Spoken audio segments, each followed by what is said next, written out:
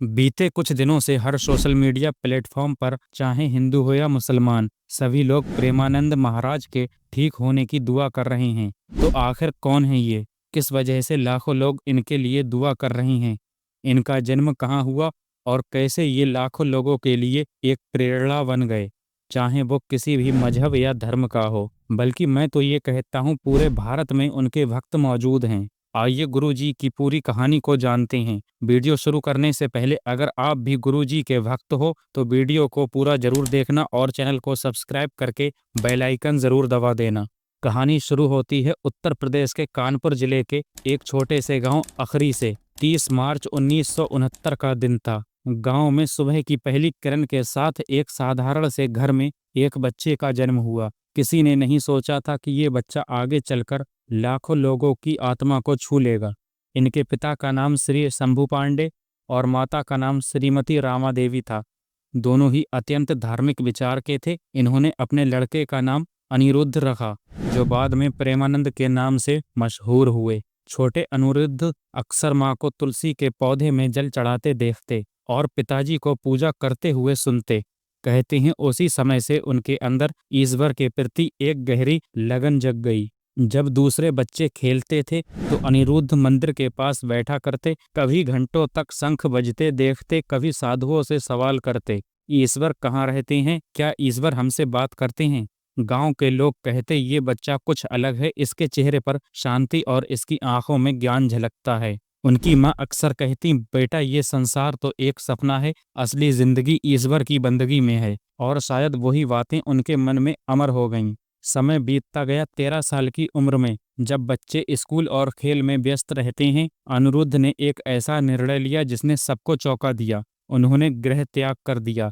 यानी 13 साल की उम्र में उन्होंने घर छोड़ दिया। एक रात वो घर से निकल पड़े, सिर्फ ईश्वर का नाम जपते हुए, सिर्फ एक लोटा, एक गीता और एक संकल्प लेकर, अब जीवन केवल ईश्वर के लिए। उनके माता पिता ने उन्हें बहुत खोजा पर वो नहीं मिल पाए। लोग कहते हैं उन्होंने बनारस और प्रयागराज जैसे पवित्र स्थानों पर महीनों तपस्या की। वहीं से उन्हें नाम मिला आर्यन ब्रह्मचारी। सन्यास के शुरुआती सालों में उन्होंने भिक्षा मांगकर जीवन बिताया।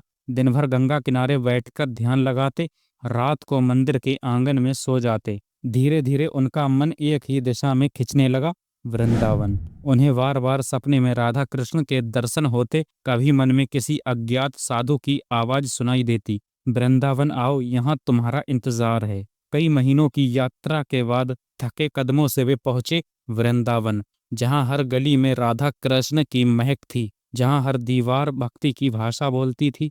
वृंदावन पहुंचते ही उन्हें लगा यही मेरा घर है। इसी पवित्र जगह पर उनकी मुलाकात हुई श्री हित गौरांगी सरल जी महाराज से। कहते हैं गुरु ने उन्हें देखते ही कहा, तुम इस युग में प्रेम का संदेश फैलाने आए हो। गुरु ने उन्हें दीक्षा दी और अनिरुद्ध को नया नाम मिला, श्री हित प्रेमानंद गोविंद सरल। यहीं से शुरू हुई उनकी असली यात्रा, प्रेम की यात्रा और भक्ति की यात्रा। वृंदावन में उन्होंने कई सालों तक एकांत साधना की, कभी यमुना किनारे, कभी निधिवन में, कभी किसी पेड़ की छांव में बैठकर सिर्फ एक ही नाम का जाप करते रहे, राधे राधे। धीरे धीरे लोग उन्हें पहचानने लगे, उनकी बातें सुनने आने लगे। लेकिन प्रेमानंद महाराज ने कभी खुद को गुरु नहीं कहा। वो कहते, मैं तो बस प्रेम का दास हूँ, मेरा काम है लोगों को ईश्वर के करीब लाना। कहते हैं उनकी पहली सार्वजनिक कथा वृंदावन के श्री हित राधा केली कुंज आश्रम में हुई थी। धीरे धीरे प्रेमानंद महाराज का नाम पूरे देश में फैल गया। लोग उन्हें संत नहीं, प्रेम का स्वरूप कहने लगे।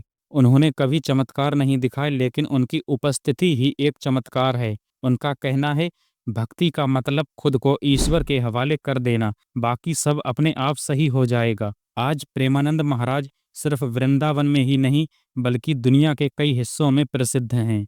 यूट्यूब, इंस्टाग्राम और फेसबुक पर लाखों लोग उनके प्रवचन सुनते हैं। उनकी भजन वीडियो और कथा क्लिप्स दर्शकों के दिलों में शांति और भक्ति की लहर फैलाती है। उन्होंने अपनी जिंदगी में किसी भी धर्म या मजहब के बारे में कभी गलत नहीं बोला। यही वजह है आज उनके भक्त कहते हैं, महाराज ने आधुनिक तकनीक का उपयोग केवल प्रेम और भक्ति फैलाने के लिए किया। किसी भी राजनीतिक या सामाजिक विवाद से उन्होंने दूरी बनाई। उनकी जिंदगी हमेशा सादगी, भक्ति और सेवा के लिए समर्पित रही।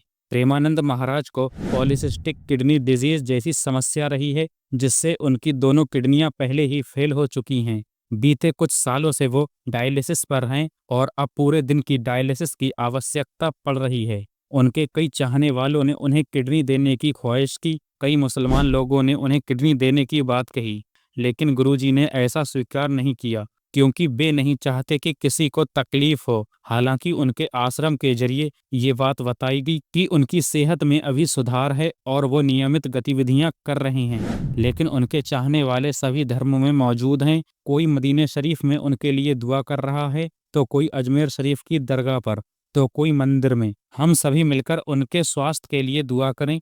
दोस्तों, प्रेमानंद महाराज का जीवन हमें ये सिखाता है, भक्ति सिर्फ पूजा या मंत्रों का जाप नहीं है। सच्ची भक्ति प्रेम, त्याग और ईश्वर की याद है। घमंड छोड़ो, विनम्र बनो और हर जीव पर रहम करो।